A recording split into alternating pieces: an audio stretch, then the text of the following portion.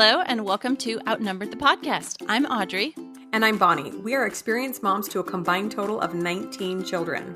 In our weekly episodes, we explore relatable topics using our perspectives of humor and chaos. Tune in for advice and encouragement to gain more joy in your parenting journey.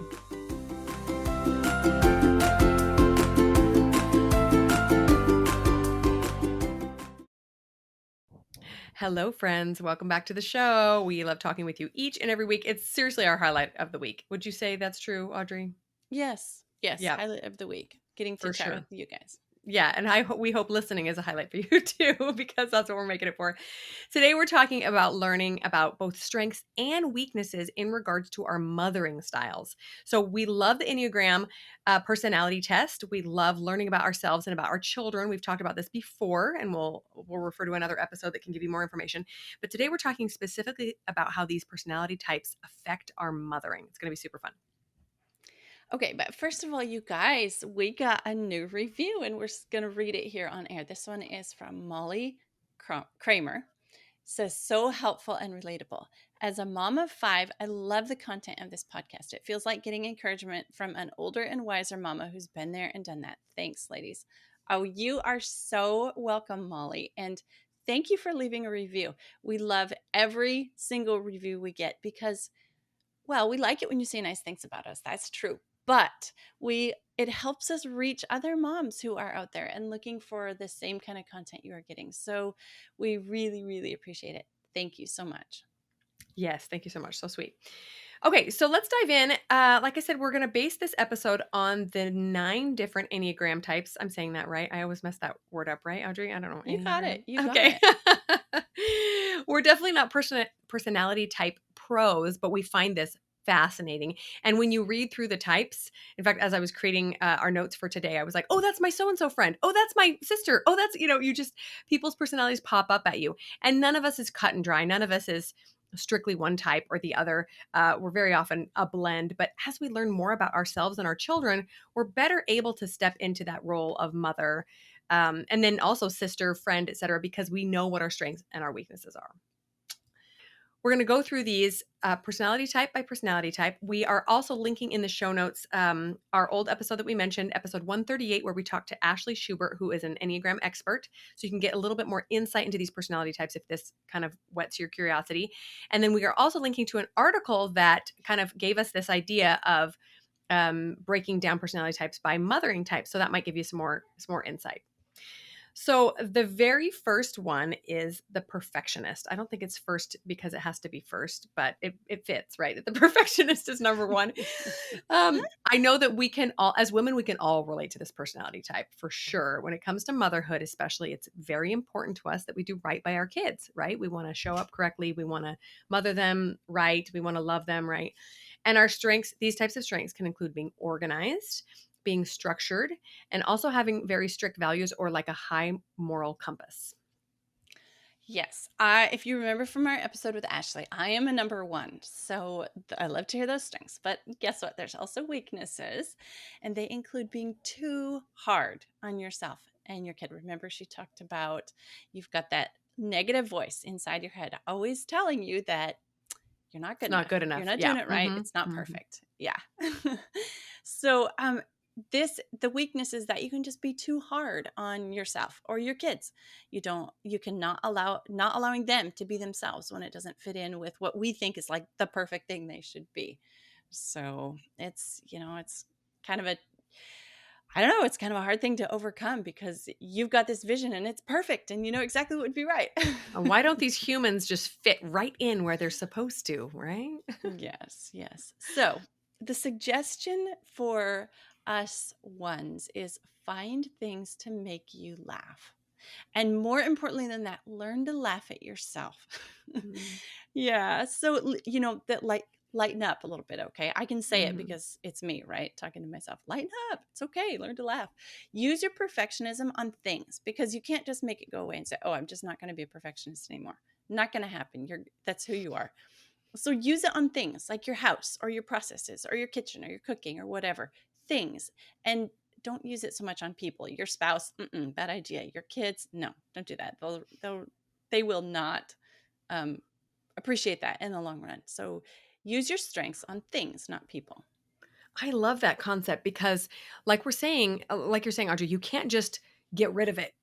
This is a part of who you are and is a wonderful part of who you are. So find a way to use those strengths on something that is malleable and will allow you to be perfect with it. You're sewing, right? It's a great Yeah. example. Yeah. Yeah. Your meals don't care if you are trying to make them more If perfect. you get So mad at them for not yeah. turning out. Yeah. Yeah.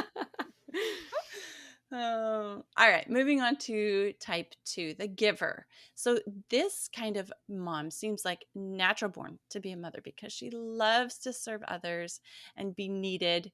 And boy, as a mom, boy, you are needed, right? So your kids, the kids of a type 2 love the attention that mom is there to give them all the time, giving the attention. Yeah, yeah, for sure. But on the weaknesses side of things, this can often turn into people pleasing, right?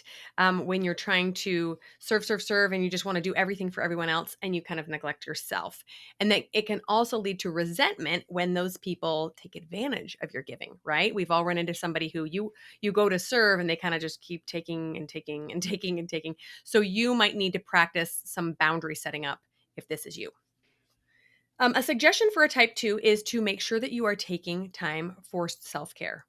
No, really, let's repeat that. Make it a priority, right? As a giver, you want to just give all the time. You want to just serve. You want that's what fills you up is making other people's lives better, but you can't fill from an empty cup as we've said a million times. So, make sure that that is a priority for you. Yes, you know, we have talked about this so much on the podcast. You've got to take time for yourself. Don't put yourself last. You've got to put yourself ahead of everybody else's needs, at least in a way that you can enough so that you can help them with their needs. You got to take care of yourself to be able to take care of others. I mean, if you look at it from a giving standpoint, you're going to do this so that you can be a better giver. And you Mhm. know how much we love to talk about self-care here. So if that's the Yeah. perspective you need to do to take care of yourself, Yeah. do it. Yeah, whatever works, right? Okay, so moving on to number 3, that is the achiever. That's me. That's me. Everybody pay attention to what I'm doing.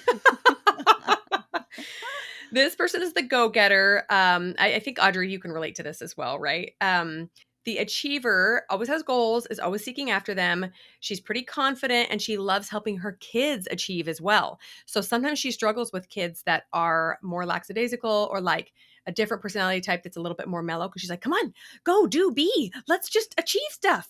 And sometimes they go crazy. That's right. That's right. And another side of the weakness is that it can include neglecting family over her own ambitions. Or, like you were saying, transferring the pressure she puts on herself to her children or her Hmm. spouse. It's time to go. It's time to go. Let's go. Yeah. So, our suggestion for this type is to cultivate spontaneity. Okay, drop the list, do something that your kids have been wanting to do. That trip to the zoo, come on, make it happen. So hard. I know, make a point of doing something you hadn't planned on. Drop everything and do it. If you don't have any ideas, ask your kids. Yeah. This can actually be really fun for a type 3. I have had multiple times where I've had to almost like physically restrain myself from writing something else on my list and just run out and play in the sprinkler. And it's really, really rewarding if you're the type that isn't generally motivated by fun, which probably sounds weird to all you that are motivated by fun. Like, who doesn't motivated by fun stuff? But it can be so powerful to drop your agenda for the day and just spend time with your kids. All right. So this number 4, type 4, is the romantic. This type of mom tends to be sensitive and loving, often very creative as well. She's like the perfect kindergarten teacher who loves to see her kids' faces light up. Like that is just really, she's living that dream. Yeah. Yeah, for sure. And because the romantic feels things very deeply, sometimes she can struggle maintaining a good balance between positive and negative emotions. And we probably shouldn't call them negative because all emotions are valid and important, right? But the ones that make you feel good versus the ones that make you feel not so good, right? You need to be very diligent about self care, again, and emotional health if this is your personality type. So, a quick suggestion for a romantic is if you feel like you need to be grounded, you're getting a little bit too emotionally fraught, have a list of things in your back pocket that you do that doesn't require emotion, like something very logical, like a jigsaw puzzle or Sudoku or jumping rope or just spending time in nature, something that just can kind of get you out of that drama in your head and just makes you at peace again. Yeah. Yeah. Something that is away from that romanticism. Like Yeah. like it's not a bad thing, but like it just needs a break. Like it can be enhanced by um taking a break from it. Like Yeah. if you do it all the time, it's like you're just tired of it. But if you Mhm. just take a break from it, then it makes it better. Especially if you find yourself spiraling in regards to specific emotions, like you can't get out of this cycle of negativity or whatever. Number 5 is the observer, and this is the intellectual, okay? So you are a good thinker, somebody who loves to expose your kids to new ideas, new concepts, big ideas. You really love and encourage education, all those wonderful things. Yes. But sometimes they're the opposite of the romantic in that they struggle with emotions, like your kids' emotions. They're too big, they're too emotional, too dramatic, and then they get to teenagers and they get even bigger and it's even more annoying to you if you're one of these type 5s, the observer. They might have a hard time understanding why your kids are feeling this and why can't you just be logical and Hmm. just go through this, like those emotions are just so annoying, stop it. So a suggestion here is engage in things that deepen your own emotion. And like it has to be on all of these suggestions that we're making, it has to be something that works for you. Like if you try something that we say and it's not something that helps you with this, negative or weak side of your personality, it's not going to work. You're just going to be like, oh, this feels stupid. Like, so engage in things that deepen your own emotion, but it has to be your emotion. It can't be, oh, Bonnie and Audrey said, read a romantic book or watch a romantic movie. And the whole time you're sitting back still in your observer part of your brain going, this is stupid. These people are being dumbly emotional. This isn't working. So you have to figure out your own thing that works. But things that we found that like help us feel more empathetic is like community service. So helping someone who's in need or worse off than you, that you can really tap into some of these, and not like saying, oh, get emotional, but you can just build your own sense of empathy. Hmm. So writing poetry. How about trying keeping a journal of your own emotions? So maybe you have a hard time recognizing emotion in yourself and you think, I'm just this logical person and I never have emotion, I'm this observer, just kind of cut and dried. Well, okay, hang on. You Hmm. do have emotions, maybe you're just smothering them. So maybe start an emotion journal and like, I am thinking these thoughts, I'm feeling these emotions, like start drawing connections and just do an emotions journal. This reminds me of the fact that kind of stereotypically, the women are known as the romantic type, a little bit more on the romantic side, and the men are known more of the observer, right? A little bit less connected to their emotions. We're always trying to get them to feel something, right? Why don't you ever cry? Meanwhile, we're over here sobbing into our pillow when we watch a movie. But everyone has emotions that they need to uncover. Sometimes it's just not socially as appropriate. Like in the men situation, right? It's just not as socially as appropriate for men to show emotion like that, which is unfortunate because they have emotion they need to feel.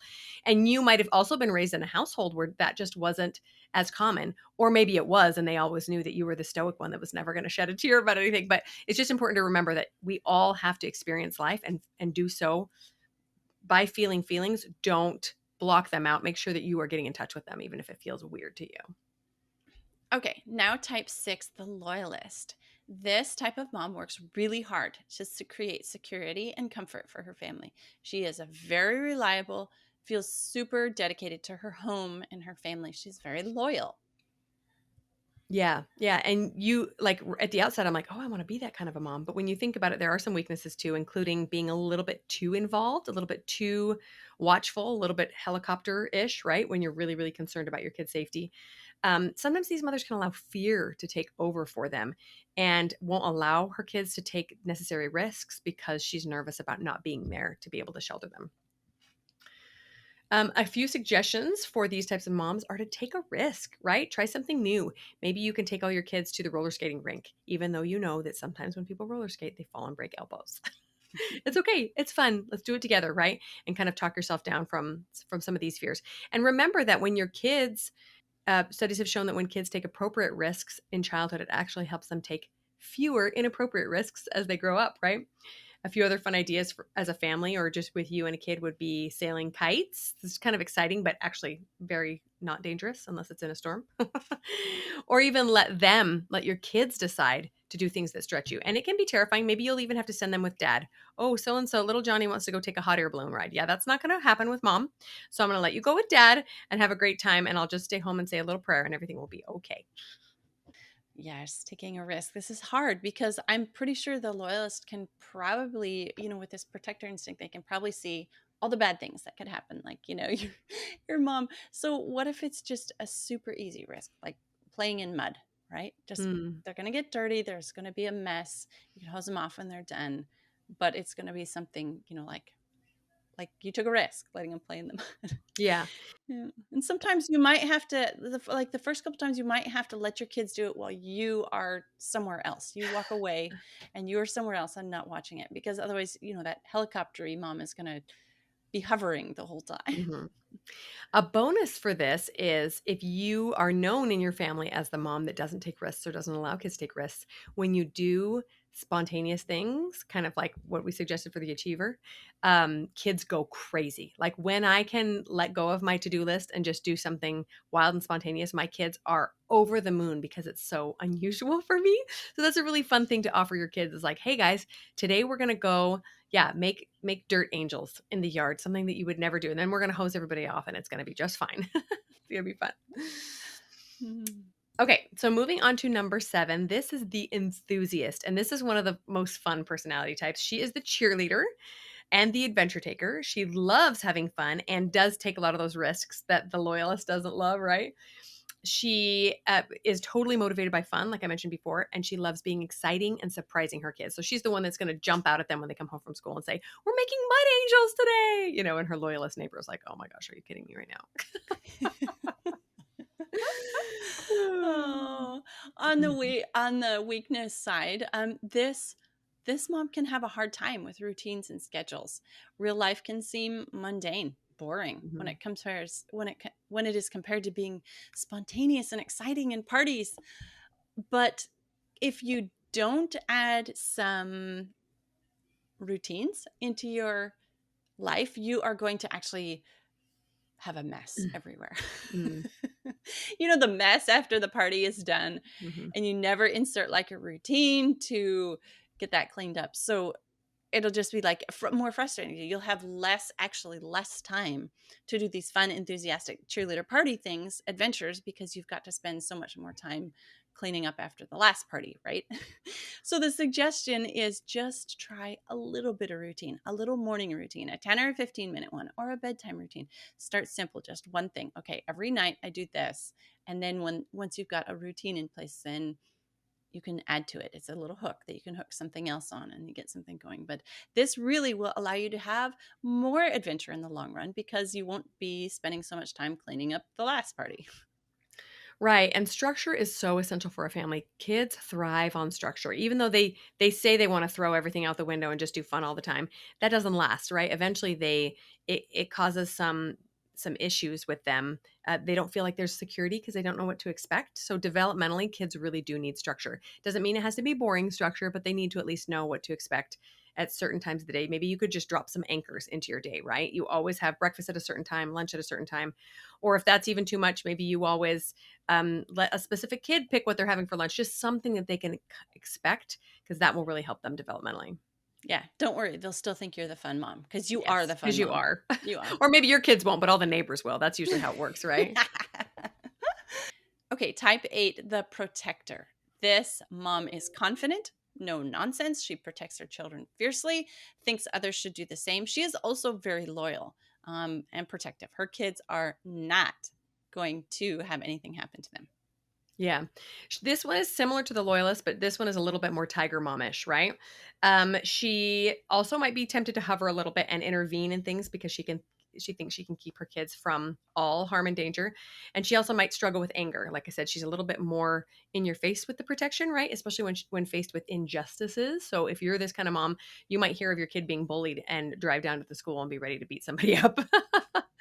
So that can be one of the weaknesses. A few suggestions for you, if this is you, is to just seek out things that bring you peace. You might struggle with some volatile emotions, especially when things aren't going well. Um, some ocean sounds to wind down in the evening or when you're confronted with a challenge, right? Nature walks, deep breathing, some yoga, things that will ground you and remind you that it's not all dire life or death.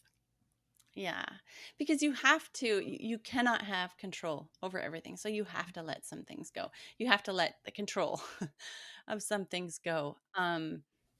And yeah, yeah, just being able to like let go. And if you're in there like confident, you know how it's done.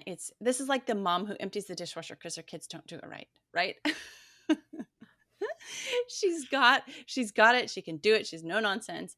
But like in, I don't know if you listen to other episodes, like overprotecting your kids is really not doing them any favors in the long run. So you've got Mhm. to let them make their own mistakes, even though you know how to do it better. And you've got to like work on more the relationship side and Mhm. not so much the I've got this, I can do this side. Yeah.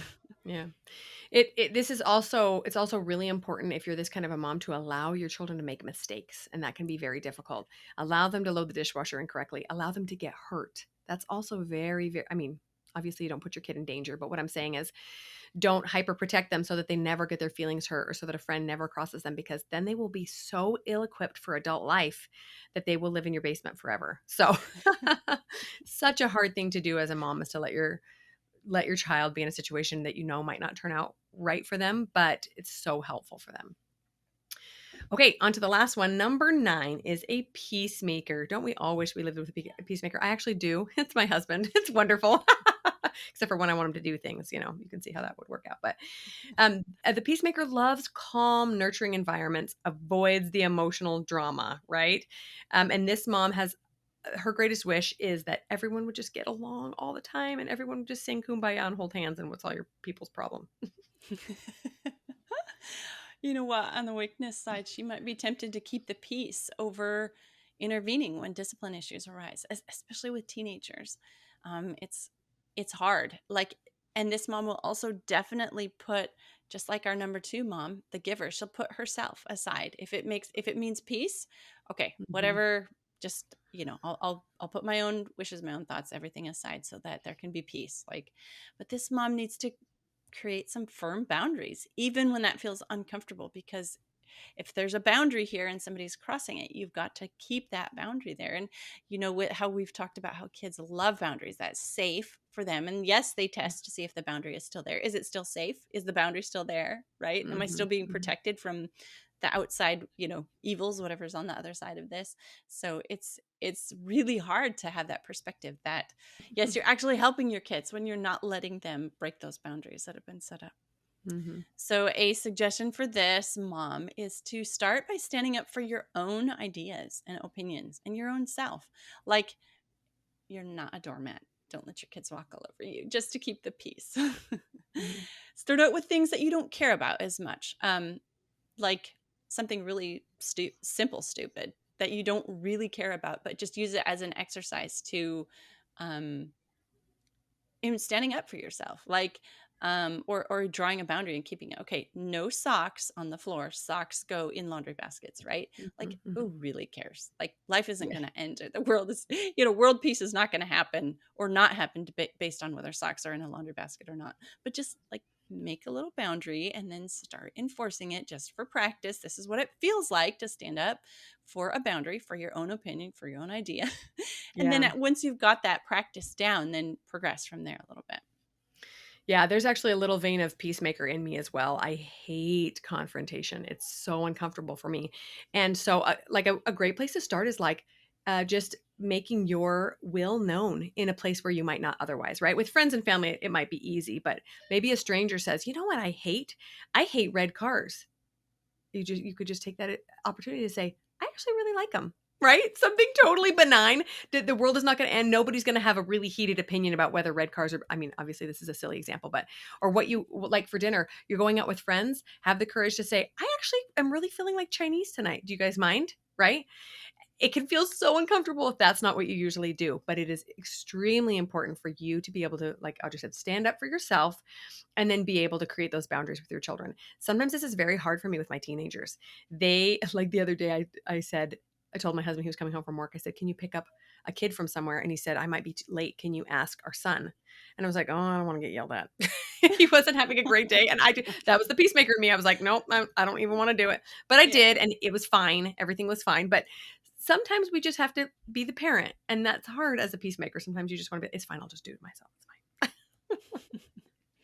All right. So, you guys, I think if you're like us, you can probably see, even if you know your Enneagram type, you can probably see a little bit of yourself in each of these strengths and weaknesses. And so, we hope like these suggestions for each of these have helped you or given you something to think about. Or if you're really strong in one type and can't relate to anything else, maybe that's been helpful for you too. But like, flaunt your strengths. Like, hang Mhm. on to those. Those are good. Those are like gifts that you have, and you need to use those and utilize those and put those to work for your family, Mhm. um, and your kids and your spouse and yourself.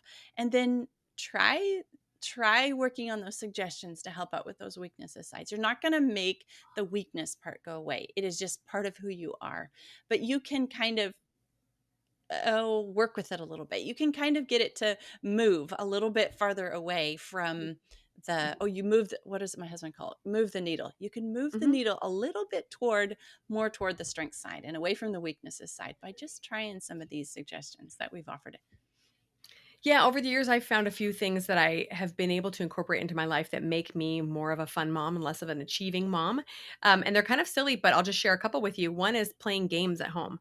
Actually, playing games is something that a lot of achievers like as long as they can win. Yes, that's how I am, even with my 3-year-old. I don't want to lose a game. But I've learned to be able to incorporate these games because my kids love playing games with me. I just have to kind of tone down the winner part of me and be like, it's okay to lose at Shoots and Ladders and we can all have a good time together. And the other thing that I love is I really enjoy going to amusement parks. And I think the main reason is because there is nothing to do productive wise at an amusement park. At home, it's a little bit difficult to have fun because there's a list a mile long of all the things I want to do. And I'm sitting there playing a game looking at the wall that should have been painted last week, right? At an amusement park, your sole goal for the entire day is to just have fun and eat garbage. And it's so fun. And I can really get into that, right? So maybe you can find something like look at a personality type that maybe you'd want to emulate a little bit and think, I wish I were a fun mom, or I wish I were a peacemaker. So I'm going to take this one thing that a peacemaker would do and I'm going to incorporate that in my life and bring a little more peace or whatever strength you would like to see more of in your life and make it work with how you normally operate. So, you guys, we hope that you've enjoyed this episode. Now, listen, Bonnie and I only have two of these Enneagram types covered. So, if you guys have some thoughts or suggestions or ideas, either send us an email, outnumberedthepodcast@gmail.com, or we'll be talking about this on Instagram this week. So, join us in the conversation over there. All right, you guys, have a great week. We'll talk to you next week. I'm Audrey.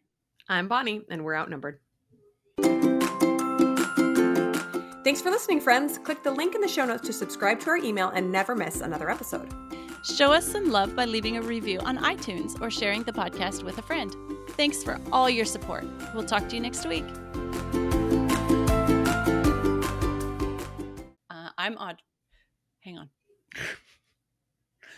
What do I say? What are my You say, words? like, have a great week or something. I don't know, whatever Okay. you want. Right. But then I say I'm Audrey, right? Yeah. Okay. You don't say I'm Bonnie. That's my job. Okay. We figured that one out. I know. I just couldn't remember if there was something else. Okay. Come on, Audrey. Pull it together. Perfectionist falling down on our job here.